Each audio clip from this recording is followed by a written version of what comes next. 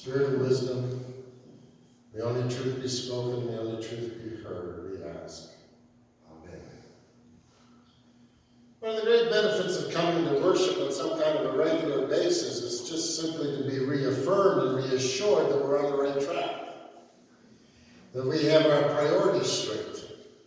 Because let's face it, there's a million voices that call to us in our lives, calling us to focus often on things that don't matter, calling us to go to the dark side at times of insensitivity and selfishness and indifference. I was waiting to get my beard trimmed at the barber the other day, and I was skimming through the magazines looking for an article to catch my attention when I saw one entitled, "How Do You Measure Up as a Man?" Well, how can you resist that?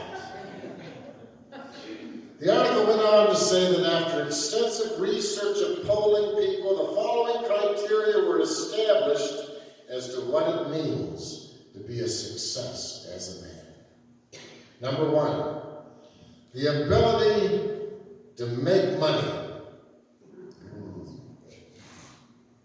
Not sure how I'm doing on that one. The cost, style, and size of his car. How does a 2007 van style?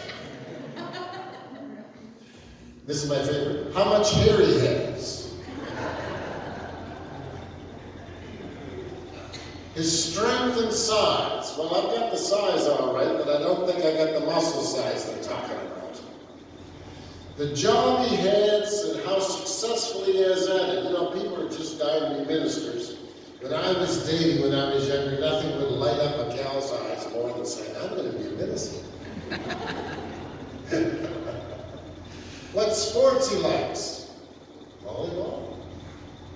How many clubs does he belong to? None. His aggressiveness and reliability. Well, for better or worse, I probably fit that one. So I'm kind of 1 or 2 for 8. So I'm not very successful as a man.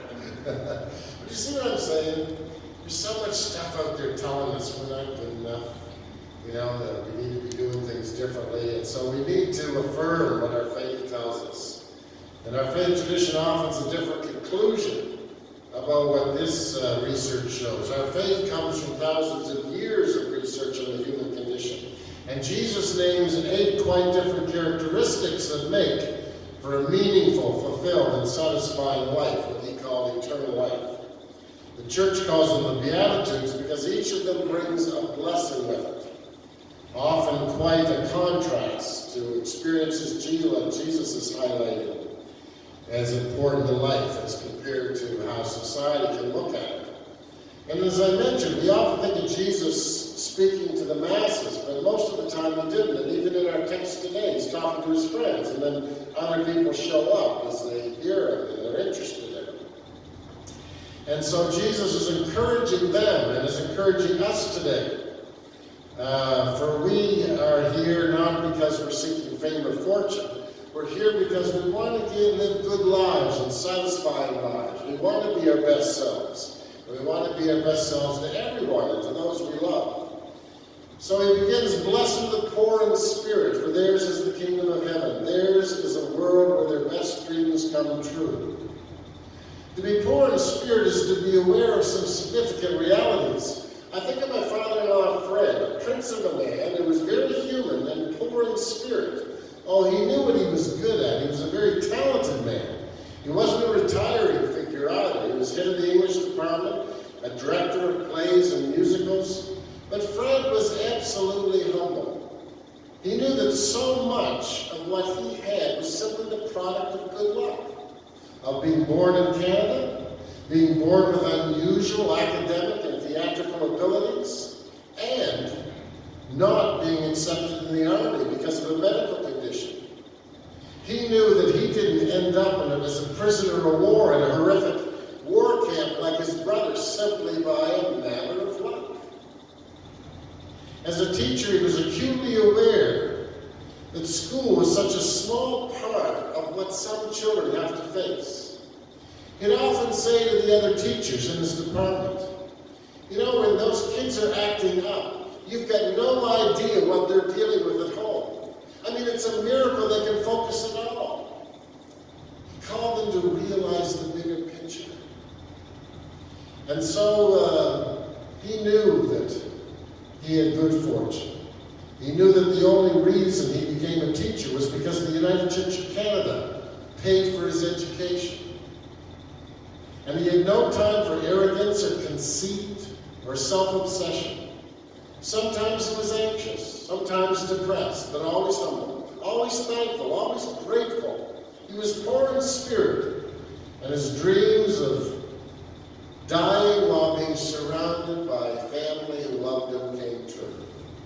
His was the kingdom of God. Blessed are those who mourn, for they will be comforted. We all experience losses, but we don't all give ourselves permission to mourn. And some who don't mourn, they really get clogged up inside and can't be in touch with their emotions, and they live in their heads. There's a time for a stiff upper lip, but there's a time to break down and to allow the pain and loss of life to flow through us. Society doesn't offer us time to mourn much anymore. We used to put a black wreath on our home. I wish we'd still do that on our door, just for a year, to let people know we're not all right. We're having to reconstitute our entire life because someone important to us has passed away. May this place here become a safe place where we can be honest about our struggles. I mentioned before, church has become for most people a place where you pretend everything's all right. And when your life's going and in chaos, you don't go to church. It's all backwards. We need to trust each other enough that we can share our problems and the things that aren't going right and know that we'll be there supporting each other, not judging one another or holding it against each other. And blessed are the gentle, for they will inherit the earth. Wow. You know, the gentle warrior is the strongest, most courageous warrior. I've never found it hard in life to get angry. I've never found it hard in life to get aggressive. I've been working all my life at not getting angry, at not being aggressive. That's what the real challenge is. Blessed are the gentle, for they will inherit the earth. What a countercultural value in a world that lives by brute force and aggression. But the true warrior is the gentle warrior, strong enough and grounded enough spiritually to hold to their truth, but masters of the fear and greed and rage and revenge that can take us over so easily. Jesus is right. Only the gains that come from gentleness are permanent. Whatever we take and is not given to us, we will lose in time. The meek do inherit the earth. I was listening to talk radio. I can only usually stand it for about 5 minutes. And it's just always spewing out negativity. And it's always, the protests and send in the police, that's the answer to everything. Power, power, beat them down, beat them down. Now you can be sure that the government's going to get those rails open. But we do need an approach that understands that these communities are fighting for their survival and they get leverage from these protests. And whatever comes out of it, the people who are protesting will get some more help from the government as a result of it. And we've got dues to pay. We don't want to, 100, 200 years from now, being fighting the racial fights they are in the States. They still haven't come to deal with their slavery issues. We got to deal with their Aboriginal issues. And where would this world be if it were not for those who so hunger for what is right and fair and good that they're willing to sacrifice their comforts, lose promotions, get fired, and volunteer their time to make wrongs right? Every right we so readily take for granted, from freedom of religion, to the right of the innocent until being proven guilty, to the right to vote, to the right to have a safe workplace and a decent wage, to the right to health care, to the right to marry whoever we want. They've all come through struggle, through people sacrificing because they hungered and thirsted for what was right. I think of Edward Snowden today. He was a Marine. He was G.I. Joe. He was a patriot. But when he started dealing in the upper echelons of the intelligence industry in the United States, he realized that the government was spying on regular people without search warrants. His conscience was so convicted it was against everything that he had fought in the military for, that of course we know that he released all that information, letting people know what the government was doing. And he's paying a high price. He had to go and live in Russia. But his actions are producing results. They've pushed the governments to not violate people's rights as much. They are making politicians and officials more accountable. Blessed are those who hunger and thirst for what is right. Your hunger will be filled. You will share in the satisfaction that you've helped bring heaven closer to earth. And blessed are the merciful, for they shall receive mercy. Oh, couldn't we all use a little more mercy? I don't know, I think we're all hard on ourselves. I just really do. And when we're hard on ourselves, we tend to be hard on others too. We all need some more mercy. You know, mercy is what God's all about. Mercy and love. I mean, how would this earth exist? How would we have gotten through all the problems we've gotten through? How could the bad guys with all the guns and money not have won all the time? How is it that this whole world does evolve toward greater human rights? It's got to be mercy. It's got to be mercy. You know, one of my favorite stories, when my son was 5, I had to cancel a fishing trip with him 2 Sundays in a row, and I felt awful because when I had to cancel the first Saturday, I said to him, well, next Saturday for sure. And then there was a funeral, and I just couldn't do it. And being a good dad was the main priority in my life, and so it really bothered me. And he was splashing around in the bathtub, and I came in, and I sat down, and I said, Jackson, I just feel terrible. I promise you we'll be doing it this Saturday, and something's come up and I can't, but we will do it. And he just kind of stopped, and he looked at me, and he said, don't worry, Dad. I'm going to show you some mercy.